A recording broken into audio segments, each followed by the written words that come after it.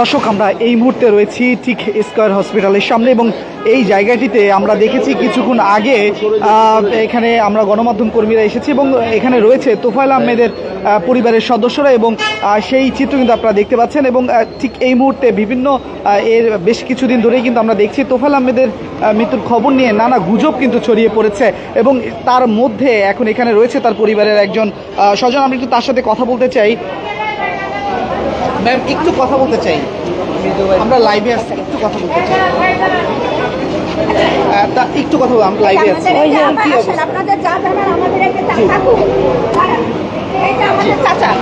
আমরা একটু লাইভে আসছি, একটু কথা বলতে চাই। কেমন তার অবস্থা এবং কেমন তার পরিস্থিতি দেখে? ওনার অবস্থা এখনো স্থিতিশীল আছে।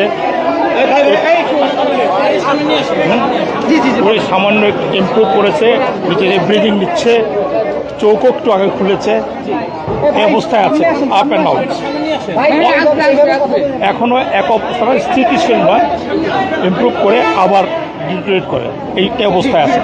ঠিক আছে, আল্লাহর রহমতে এখনো উনি আছেন। ঠিক আছে, দোয়া করেন আপনারা। দর্শক, আপনারা যেমনটা শুনছিলেন তার পরিবারের সদস্য এবং তার ভাই যেমনটা বলছে সেই বিষয়গুলি একটু আমরা আপনাদের সামনে তুলে ধরছিলাম। এবং আপনারা দেখছেন এই মুহূর্তে স্কয়ার হসপিটালের সামনে থেকে তোফায়েল আহমেদের বর্তমান শারীরিক অবস্থা কি সেই বিষয় কিন্তু তার পরিবারের সদস্যরা ব্রিফ করছে, সেই তথ্যটাই আপনাদের মাঝে তুলে ধরছি। সঙ্গে রয়েছে আমি মোহাম্মদ রাইয়ান হোসেন। আপনারা দেখছেন কালের কণ্ঠে এই মুহূর্তে এখানকার সর্বশেষ পরিস্থিতি দর্শক। এবং তাদের জায়গা থেকে তারা যেমনটি বললেন, তিনি কিন্তু চোখ খুলেছেন এবং তিনি বলেছেন যে তিনি আগের থেকে ভালো আছেন এবং তার পরিবারের সদস্যরা তার জন্য দোয়া চেয়েছেন। এবং সেই বিষয়গুলো কিন্তু আমরা এই মুহূর্তে আপনাদেরকে ঠিক স্কয়ার হসপিটালের সামনে থেকে এখানকার সর্বশেষ পরিস্থিতি। এবং আপনারা জানেন যে তোফায়েল আহমেদ তিনি কিন্তু আওয়ামী লীগের একজন প্রেসিডিয়াম সদস্য এবং তার যে অসুস্থতা এবং তার বার্ধক্যজনিত কারণে কিন্তু তিনি আমরা এখানে স্কয়ার হসপিটালে যারা দায়িত্বে রয়েছেন তাদের সাথে কথা বলে যেমনটা জানতে পেরেছি, তারা আমাদেরকে বলেছেন যে তিনি আগের থেকে এখন কথা বলার চেষ্টা করছে, চোখ মিলে তাকিয়েছে, এমন তথ্য কিন্তু আমরা এখান থেকে পেয়েছি। এবং হসপিটালের যারা কর্তৃপক্ষ রয়েছে তাদের থেকে আমরা যেমনটা জানতে পেরেছি, এখানে তার ভাইয়ের মেয়ে রয়েছে, আমরা একটু তার থেকে একটু কথা বলতে চাই। ভাতিজি রয়েছে। আপা, উনি চলে গেলেন, ছোট ভাই আমরা লাইভ বলছি আপনাকে আসলে তারা এখন কথা বলতে চাচ্ছেন না, তবে কিছুক্ষণ আগে কিন্তু কথা বলেছেন এবং তাদের কথায় যেটা আমরা জানতে পেরেছি যে গুজবগুলো ছড়িয়েছিল, আসলে এখন যে সত্য যে তথ্যটা আমরা পেয়েছি তাদের মধ্যে দিয়ে তারা বলছে যে তিনি কথা বলছেন এবং তিনি চোখ মিলে তাকিয়েছেন। তো সেই কারণেই তারা বলছে যে তোফায়েল আহমেদ তিনি আগের থেকে ভালো আছেন, তবে তার যে মৃত্যুর সংবাদটি ছড়িয়ে পড়েছিল সেটি আসলে ভুল তথ্য ছিল এবং তার পরিবারের সদস্যরা তারা কিন্তু তার জন্য দোয়া চেয়েছেন এবং তিনি যাতে সুস্থ হয়ে ওঠেন এমন কথা কিন্তু তাদের কাছ থেকে জেনেছি। দর্শক, আপনারা কিন্তু শুনছিলেন যে তাদের কাছ থেকেই তার ভাই ছিলেন এবং ভাতিজি ছিলেন, তারা যেমনটা গণমাধ্যমকে বলেছে সেই তথ্যগুলো কিন্তু আপনারা দেখেছেন যে তোফায়েল আহমেদের মৃত্যুর খবর কিন্তু এর আগেও ছড়িয়েছিল, সেটি আসলে গুজব ছিল এবং বিভিন্ন সময় বিভিন্ন তথ্যই কিন্তু আসে, সেই তথ্যগুলোই কিন্তু আসলে ভুল প্রমাণিত হয়েছে। এবং আমরা যেমনটা জেনেছি তিনি সিসিইউতে আছেন এবং হসপিটালের সামনেই কিন্তু আমরা অবস্থান করছি এবং ভিতরে যারা দায়িত্বে রয়েছেন তাদের সাথে কথা বলেছি। তারা তাদের মধ্যে থেকে একজন রিসিপশন থেকে আমাদেরকে যেমনটা জানিয়েছে যে তিনি 24 তারিখে এই স্কয়ার হসপিটালে বার্ধক্যজনিত কারণেই কিন্তু তিনি এখানে ভর্তি হয়েছিলেন এবং এর আগে যিনি এখানে ডক্টর রয়েছেন সেই ডক্টরের মাধ্যমে কিন্তু জানা গিয়েছে তিনি এর আগেই স্ট্রোক করেছিলেন এবং তার বার্ধক্যজনিত কিছু সমস্যার কারণেই কিন্তু তিনি এখানে ভর্তি হন। এর পরবর্তীতে এই স্কয়ার হসপিটালেই কিন্তু তিনি রয়েছেন এবং এই তোফায়েল আহমেদ কিন্তু ছিলেন বর্ষীয়ান নেতা এবং তিনি আওয়ামী লীগ শাসন আমলে যিনি আওয়ামী লীগ যখন ক্ষমতায় ছিলেন তিনি কিন্তু তখন বাণিজ্য মন্ত্রী ছিলেন, সর্বশেষ সাবেক বাণিজ্য মন্ত্রী। এবং সেই জায়গা থেকে এই তোফায়েল আহমেদকে ঘিরেই কিন্তু পুরো বিভিন্ন ধরনের গুজব কিন্তু ছড়িয়েছে, তার মৃত্যুর সংবাদ থেকে শুরু করে বিভিন্ন সেই সংবাদগুলো আসলে এই মুহূর্তে তার পরিবারের সদস্যদের কাছে সেই বিষয়ে জানতে চাইলে তারা আমাদেরকে যেমনটা জানিয়েছেন যে তিনি কিন্তু এখন অনেকটাই আগের থেকে ভালো এবং তিনি চোখ মেলে তাকিয়েছেন, কথা বলার চেষ্টা করেছেন, এমন তথ্য কিন্তু তার পরিবারের কাছ থেকে আমরা জানতে পেরেছি। তো দর্শক, আপনারা দেখছিলেন স্কয়ার হসপিটালের সামনে থেকে এই মুহূর্তে এখানকার সর্বশেষ পরিস্থিতির সঙ্গে রয়েছে আমি মোহাম্মদ রায়হান হোসেন।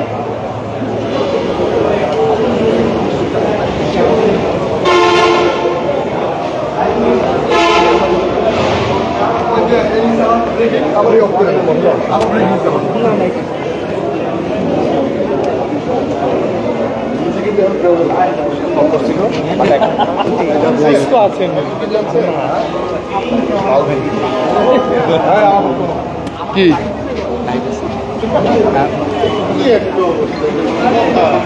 বলছি তিনি এখনো ভালো আছেন। দর্শক, আমরা একটু এখানে যারা গণমাধ্যম কর্মীরা রয়েছেন এবং তাদের একটু তথ্য নিতে, তাদের কাছ থেকে একটু জানতে চাই তারা কি বলেছেন। তার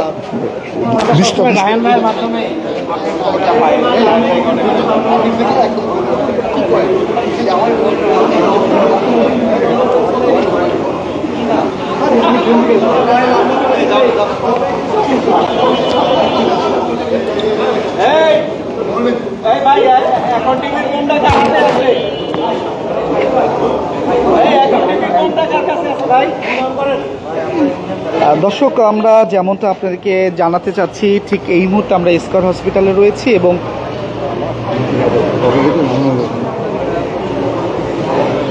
তোফায়েল আহমেদকে ঘিরে, তার অসুস্থতাকে ঘিরে বিভিন্ন ধরনের গুজব কিন্তু ছড়িয়েছে এবং তার শারীরিক বর্তমান অবস্থা এবং পরিস্থিতি যদি আপনাদেরকে একটু জানিয়ে রাখি, বার্ধক্যজনিত নানা সমস্যা নিয়ে তিনি 24 তারিখে রাজধানীর এই স্কয়ার হসপিটালে তিনি 24 তারিখে তিনি এই হসপিটালে ভর্তি হয়েছেন, এমনটা কিন্তু আমরা জানতে পেরেছি এখানে রিসিপশনে যারা রয়েছেন তাদের মাধ্যমে। কার্যক্রম নিষিদ্ধ আওয়ামী লীগের উপদেষ্টা পরিষদের সদস্য ও সাবেক বাণিজ্য মন্ত্রী ছিলেন এই তোফায়েল আহমেদ। তিনি যেদিন ভর্তি হয় ঠিক সেদিনের পরে তার অবস্থার অবনতি হওয়ার পরে তাকে লাইফ সাপোর্টে নেওয়া হয়েছিল। পরবর্তীতে চিকিৎসক, এখানে যিনি চিকিৎসক রয়েছেন তার কাছে জানতে চাইলে তোফায়েল আহমেদের শারীরিক অবস্থা বর্তমান তখনকার অবস্থার সম্পর্কে জানতে চাইলে তিনি যেমনটা জানিয়েছিলেন গণমাধ্যম কর্মীকে যে অপরিবর্তিত রয়েছে।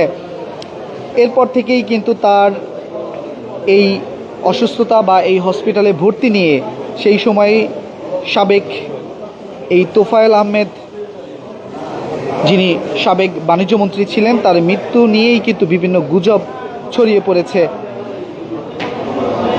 এবং ঠিক এই মুহূর্তে কিছুক্ষণ আগেই এই লাইভের শুরুতে কথা বলেছেন তার পরিবারের সদস্যরা এবং সেই জায়গা থেকে আমরা তাদের কথা থেকে যেমনটা নিশ্চিত হয়েছি যে তারা যেমনটা দাবি করছে যে তিনি চোখ মেলে তাকিয়েছেন এবং কথা বলার চেষ্টা করেছেন, সেই জায়গা থেকে এতটা নিশ্চিত হওয়া গিয়েছে যে তিনি জীবিত রয়েছেন। তার মৃত্যুর যে গুজব ছড়িয়েছে সেটি আসলে ভুল ছিল। আমরা এই মুহূর্তে রয়েছি ঠিক